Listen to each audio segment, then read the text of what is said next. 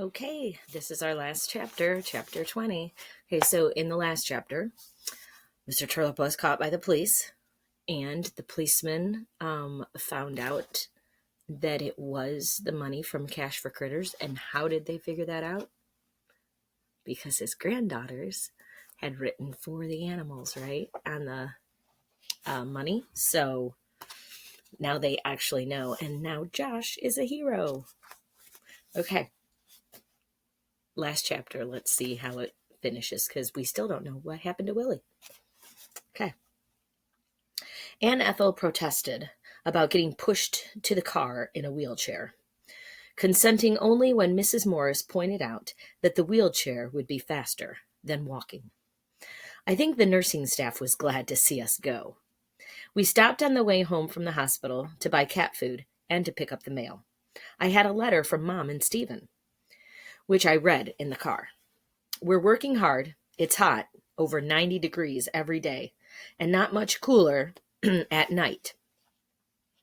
It rains a lot, too, because this is monsoon season. Next week, we're going to visit a Hindu temple that was built in the 10th century. We miss you terribly. I hope the summer isn't as bad as you feared. Write soon. Love you lots, Mom and Stephen. When we got home, Mrs. Morris helped Aunt Ethel get settled comfortably in her recliner with the footrest up. I'll stay and chat a while, she said. In fact, it might be a good idea for me to stay in Florence's room for a few days, if you don't mind. Why should I mind? Aunt Ethel asked. Josh is a good dishwasher, but we'll need a cook. It's so quiet here at night, Mrs. Morris said. I think I'm ready to give up my apartment and find a house in the country where I'd have more garden space. Would you like some tea, Ethel? I'd love some. While Aunt Ethel and Mrs. Morris drank their tea, I went to the treehouse to check on Mrs. Stray and her kittens. I also hoped to see Willie, so I could thank him for helping me. I wondered what had happened when Florence saw him. Had the peacock screamed last night because it recognized Willie, or because it was hungry? I sat on the ground near the cat food and waited. I thought about my letter from Mom and Stephen. I hadn't mailed any of my letters to them. They would be plenty worried if they didn't hear from me soon. Mrs. Stray crept out of the bushes toward the food. You'd better bring your babies out here and let me tame them, I told her. You don't want them growing up wild in the woods. To my surprise, Mrs. Stray let me touch her while she ate. As soon as I started to stroke her fur, a deep rumbling purr came from her throat. I slid my hand down her back over and over. When she finished eating, she walked back and forth against my knee, still purring. She must have been someone's pet at one time. Had she been dumped here because her person didn't want kittens? I couldn't imagine anyone being so uncaring, yet Aunt Ethel said it happens frequently here in the country. I saw the kittens watching from a distance. I hoped if they saw me petting their mother, they might come close too. But they didn't. I have all summer, I told them. You'll get used to me, especially when you aren't nursing anymore, and I'm your only food source. I had told Mrs. Morris about the cats. If you can't pick them up and pet them within a day or two, we'll rent a humane trap, she said. You can take them to my place and keep them in the spare bedroom. You and Bruce can play with them there. Kittens need to be socialized as early as possible. Mrs. Stray drank some water, then returned to her brood. I climbed up the ladder to the treehouse. As I opened the door, I called, Willie, are you here? I'm here. I came to say goodbye. His voice came from outside. I rushed to a window and opened it. I could barely make him out against the trees. Always before, he had seemed solid. Now he was as transparent as a wisp of smoke. Goodbye, I said. Where are you going? I'm moving on. No kidding. After all these years, what happened? I have love in my heart. Who does he have love for? I had to lean toward him to hear the faint words. For you, my friend. I swallowed hard. I looked at the bearded miner with his one pant leg pinned up above his knee, and I knew I loved him too. As I watched, the image of Willie faded away. Thank you for helping me last night, I called, but there was no answer. He was gone. I knew I would never see Willie again. He was no longer a ghost. He was an angel. I was glad for Willie, but sorry for me. I would miss him. I turned away from the window, then saw Willie's hat on the treehouse floor beside my box of books. He had taken it off before he went on and left it for me. When I put the miner's hat on my head, I smelled coal dust. I closed my eyes, honored that my friend had left me his most prized possession. I knew I would cherish this hat and the memory of Willie forever. I went back to the house to fix lunch, but Mrs. Morris had already made sandwiches. I held Aunt Ethel's arm while she walked to the table, then helped her get comfortable in her chair, with her foot propped up. With Willie gone, I would never find out why Florence had screamed when Mr. Turlip had the gun pointed at me. Had he recognized Willie? I decided it didn't matter. Aunt Ethel was happy believing the peacock was Florence, and the peacock was happy living here. I'd leave it at that. Mrs. Morris left after lunch to deliver her daughter's cake and birthday gift, and to pack her clothes so she could stay with us a while. The telephone repairman came that afternoon, and so did two women from Aunt Ethel's church. The women brought a bouquet of snapdragons and a big bowl of potato salad. The repairman had barely left when the phone rang. "It's Muriel," the caller said when I answered. "Bruce says his team still needs an outfielder. Would you be willing to join the team?" "Does the sun rise in the east?" "Where do they play?" I asked. "Aunt Ethel can't drive with the cast on her foot, but I could ride my bike to the games if it isn't too far." "Oh, don't worry about getting there. Even after I move back home, I'll drive you. They play in Diamond Hill, but I always take Bruce, and you aren't far out of the way." "That would be great," I said, even though I knew it really was out of her way. "Thanks a lot. The next game is Tuesday night at 7. You'll have to go early to get a uniform." "What about Aunt Ethel? She shouldn't stay by herself while we're both at a ball game." "Leave that to me." While Aunt Ethel chatted with the church ladies, I went to my room, tore up the 3 letters I had written, and started over. June 20th. Dear Mom and Stephen, sorry I didn't write sooner, but I've been really busy. I'll tell you the best news first. I'm going to play on a baseball team. Aunt Ethel's friend has a grandson my age, and his team needs an outfielder. Hooray! I spent a lot of time in the treehouse, and I'm feeding a stray cat and her kittens. Could I keep the cat, please? She's already tame and could fly home in a carrier. I named her Mrs. Stray. Aunt Ethel bakes the best cakes in the world. Her secret ingredient is sour cream. She fell and broke her ankle, so it's a good thing I'm here to help while she's in a cast. Her friend is staying here for a few days, too. You're hopeful about the cat, son, Josh. I decided to wait until I was home to tell about Mr. Turlip and the box of money. Mom would freak out over a thief threatening to kill me. It would be better to tell her when I was standing beside her, safe and sound. I didn't plan to tell her or anyone about Willie. I was glad I'd never mailed the letter about him. The ghost in his grave would remain my secret. Aunt Ethel's friends agreed to mail my letter on their way home. I wanted it to go out right away. When Mrs. Morris returned, she brought a casserole and a schedule of people who had agreed to stay with Aunt Ethel while I went to my baseball games.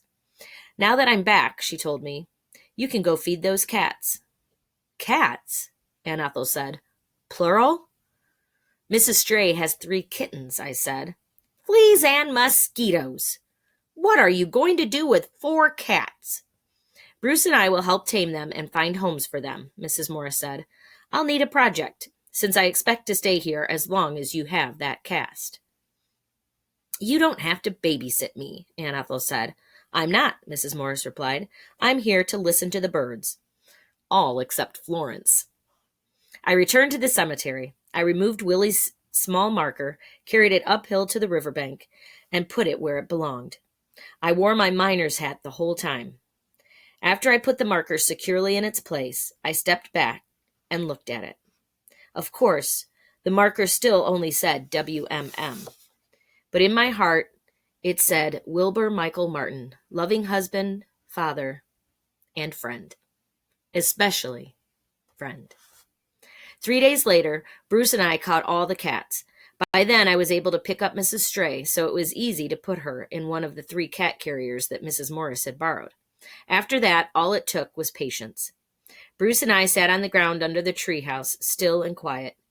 Beside each of us was a cat carrier, with an end flap that opened down, like the ramp of a horse trailer. A small dish of tuna cat food was at the far back of each carrier.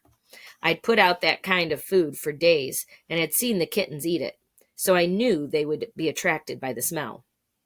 It took almost 2 hours before the orange kitten timidly approached. It kept looking around as if wondering where its mother was, and it was clearly nervous about Bruce and me. But the tuna smell was more than it could resist.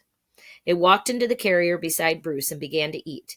He quickly closed the flap, then took the carrier into the treehouse, where Mrs. Stray waited in her carrier. He put the kitten in with its mother. While he was doing that, the black and white kitten emerged from the woods. This one was bolder, maybe because there was only one person to watch instead of 2. I held my breath, hoping Bruce wouldn't come down the ladder and scare the kitten off. The kitten kept watching me, but it marched into the carrier without hesitation. I heard the 3rd kitten, the one who looked like Mrs. Stray, mewing in the underbrush, so I quickly climbed the ladder and put my carrier on the floor beside the one that now contained Mrs. Stray and the orange kitten. Bruce took his empty carrier down and waited for the 3rd kitten. This one acted the most apprehensive, so I stayed in the treehouse, watching from the window.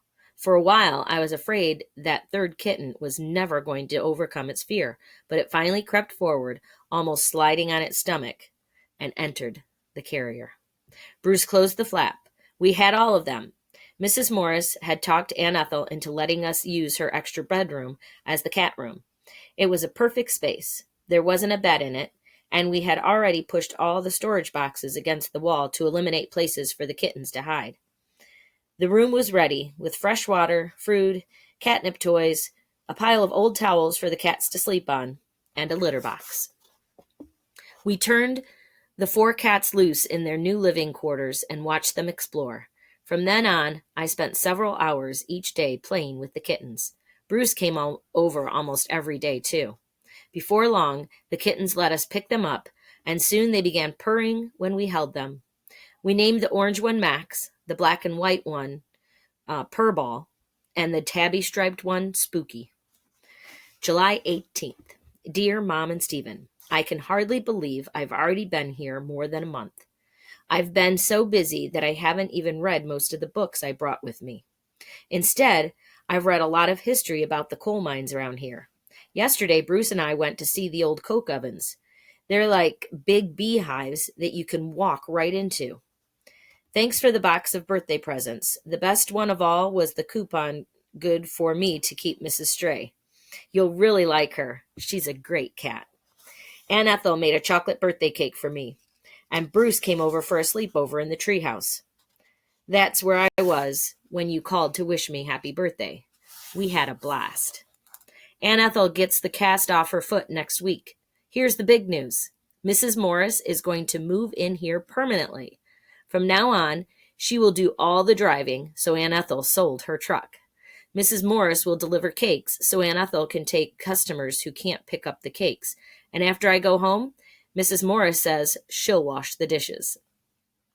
Aunt Ethel has been coming to my baseball games. She and Mrs. Morris sit in lawn chairs and cheer for me and Bruce.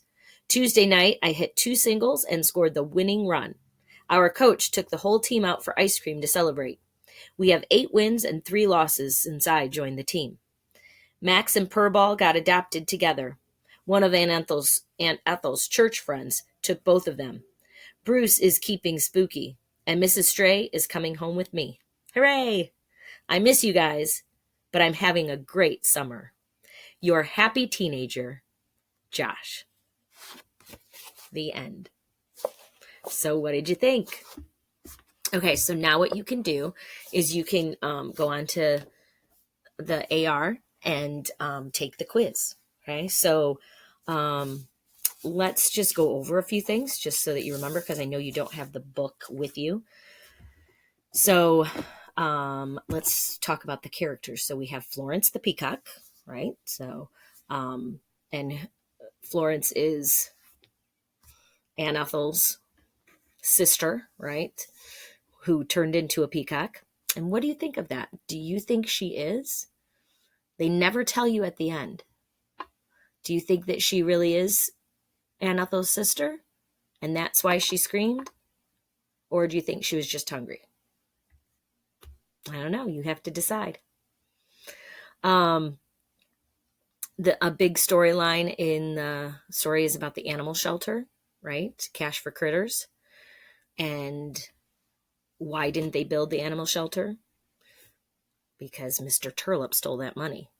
And in the end, how did they know that that truly was the money? Because of the granddaughters, right? Who put for the animals on it. Thought that was a good twist there. Let's see, Willie. Why is Willie there? Okay, first of all, he died in a mine explosion, right? Emil Davies lit his pipe and blew up the whole mine, and he cannot leave until he has enough love in his heart that he'll get rid of his bitterness toward Emil Davies. And so he's been there for a long, long time. And the only people that he's been able to talk to was first Florence and now Josh. And in the end, why is he able to leave? Because he has the love in his heart for Josh. We have Aunt Ethel, who is crazy, but fun, right? She makes it interesting. She breaks her leg, and that is why the whole situation with Josh being alone. And she eats, she's kind of crazy with the eating, right? She eats dinner for breakfast and breakfast foods for dinner. And she is gives the people in the hospital a hard time, doesn't she? She shoots bats. She drives crazy. She's just a very colorful character. And then we have Josh, who is very upset to be there in the beginning, but then actually has an exciting summer, doesn't he? He befriends Willie. He helps him out. He does a great job stalling. So he's very quick-witted. He's brave. He's compassionate, which means he cares for others because he's willing to help Willie. Let's see. Oh, we have Turlip, Mr. Turlip. Okay, bank manager that turned into a thief. Why did he turn into a thief? Well, because he lost all of his retirement. He made plans. He was going to have this awesome retirement, and then he lost his money to this corporate scandal, right? And so instead of, doing another plan, an honest one, he ended up deciding, oh, let's steal money and I'll become a thief. Then we have Mrs. Morris, who is a friend of Aunt Ethel's, who actually kind of saved the day, right? With the whole cake. She didn't give it away when Josh wrote help on the cake. She didn't give it away. And then she also, in the end, has that grandson, Bruce, who now Josh is on a baseball team, which that's why he was so upset. So he actually gets to play baseball this summer, and he has a good friend, Bruce, now, who they are both taking care of the animals. So that's good. And Mrs. Stray gets to go home with Josh. So it's turning out to be a great summer for Josh.